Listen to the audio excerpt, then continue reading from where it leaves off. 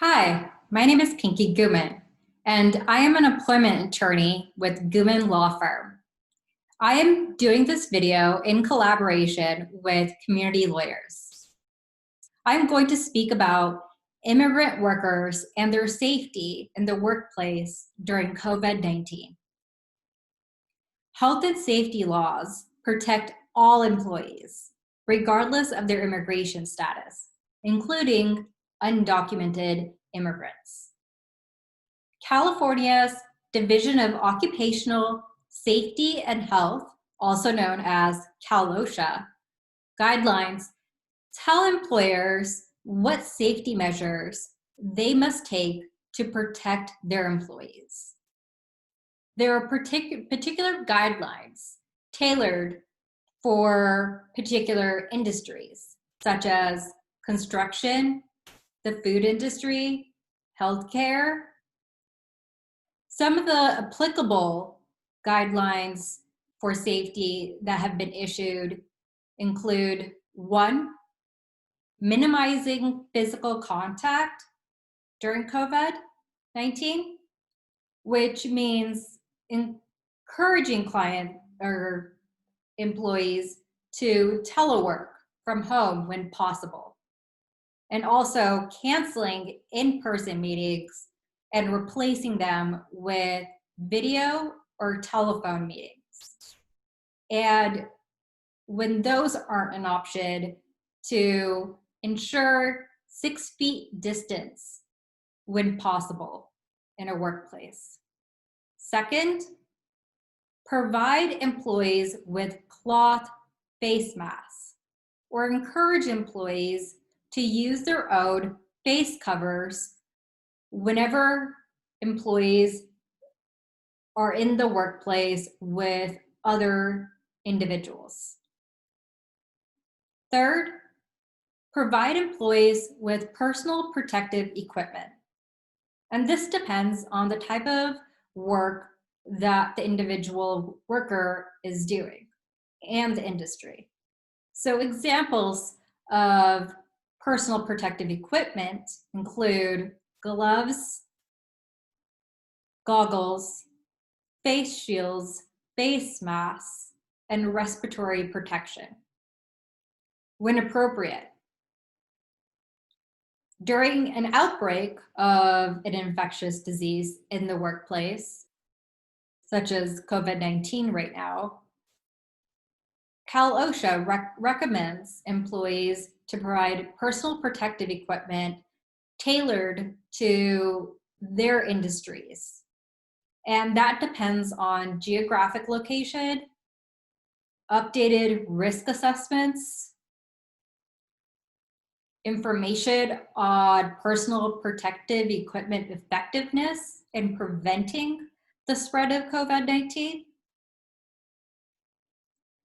Fourth, employers are encouraged to avoid shared workspaces, which means you should not be sharing phones, desks, cubicles, and work items like computers, work tools, and equipment when possible to avoid the spread of COVID. And next, employers are required to immediately send employees home or to a medical care facility if they show any symptoms of the coronavirus. And these symptoms include a frequent cough, fever, difficulty breathing, chills, muscle pain, headache, sore throat, or a recent loss of taste or smell. And I want to note in particular that undocumented workers can receive emergency medical services for COVID-19, and it does not count as a public charge in their immigration application process. Next, employers must ensure employees who are out sick with a fever or acute respiratory symptoms do not return to work for at least 3 full days after having no fever or symptoms of acute respiratory illness. And also, at least 10 days must pass since the symptoms first appeared. Next, employers must ensure employees that return to work following an illness immediately report any reoccurrence of symptoms. And finally, if an employee is confirmed to have COVID-19 infection, the employer must notify employees of their possible exposure to COVID-19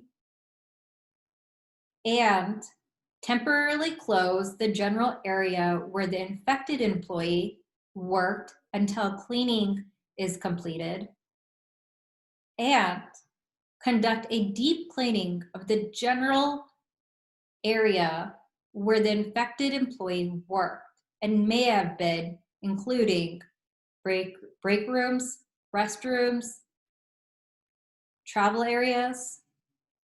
This should ideally be done by a professional cleaning service. However, any person cleaning the area should be equipped with the proper personal protective equipment for coronavirus disinfection. This usually includes disposable gown, gloves, eye protection, masks, or a respirator if required. If an employer fails to implement these required safety guidelines, undocumented workers have the right to refuse to work in an unsafe environment if they reasonably believe that it would create a real and apparent risk to them or their coworkers.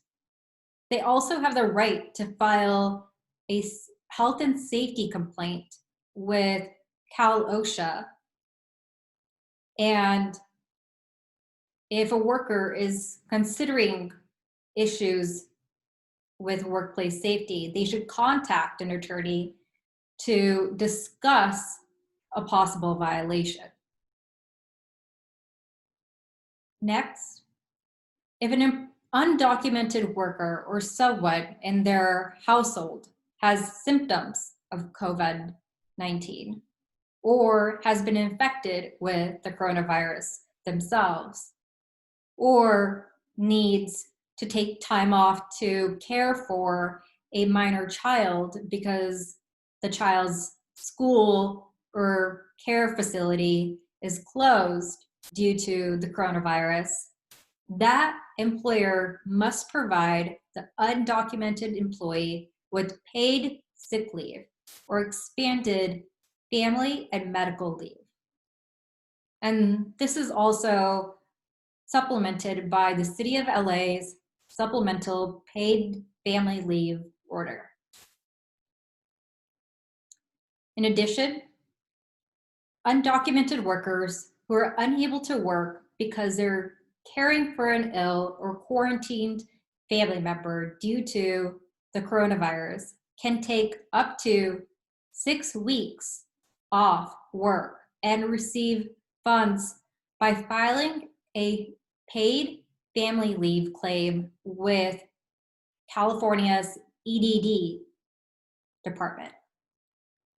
An undocumented worker who has missed work due to a non-work related injury or illness like the coronavirus can receive funds through California's state disability insurance. Both California's paid family leave and state disability insurance claims must be certified by a healthcare professional. If an undocumented worker cannot work because he or she has suffered an injury or contacted an illness at work, such as the coronavirus, he or she may be eligible to receive funds through a workers' compensation claim. This is processed through California's Division of Workers' Compensation. Note that the public charge rule that negatively impacts certain applications for legal status does not apply when you submit requests for state disability insurance, paid family leave, workers' compensation, or unemployment benefits. If an employer refuses to provide the undocumented worker with time off due to illness, disability, or injury, or even to take care of an ill or injured family member, the employee can report the employer. If the employer retaliates against the undocumented worker for taking sick or paid family leave, such as demotion, cutting hours, changing schedule, termination, the undocumented worker can file a lawsuit. Because undocumented workers are at risk of employer retaliation, they should consider certain factors in making a decision to file a claim. These include whether they have ever received threats from the employer, whether the employer knows the employee is undocumented, whether the employer has ever reported or threatened to report coworkers who enforced their rights or disagreed with the employer, and whether the undocumented worker believes the employer may actually go so far as to report him or her. It is important to consult with an attorney before filing a lawsuit under these circumstances. Unfortunately, undocumented workers cannot receive unemployment insurance. Only individuals with legal authorization to work in the US are eligible for unemployment insurance. For example, people that have permission due to asylum, refugee, DACA recipients, individuals with temporary protected status, lawful permanent residents, even if their green card has expired, and individuals who have been issued with employment authorization documents while their application for legal immigration status is pending.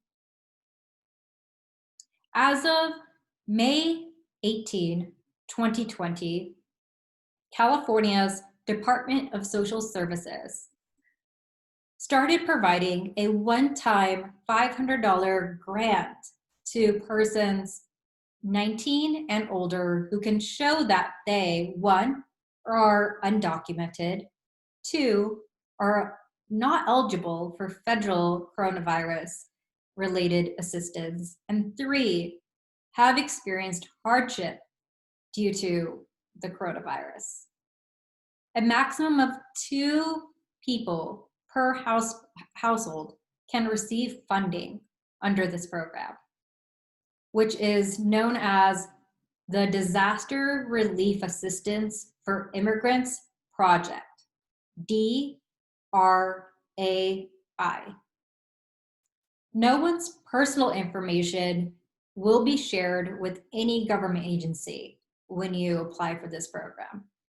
To apply, undocumented workers should contact the nonprofit organization assigned to their county of residence. Applicants will be considered on a first come, first served basis.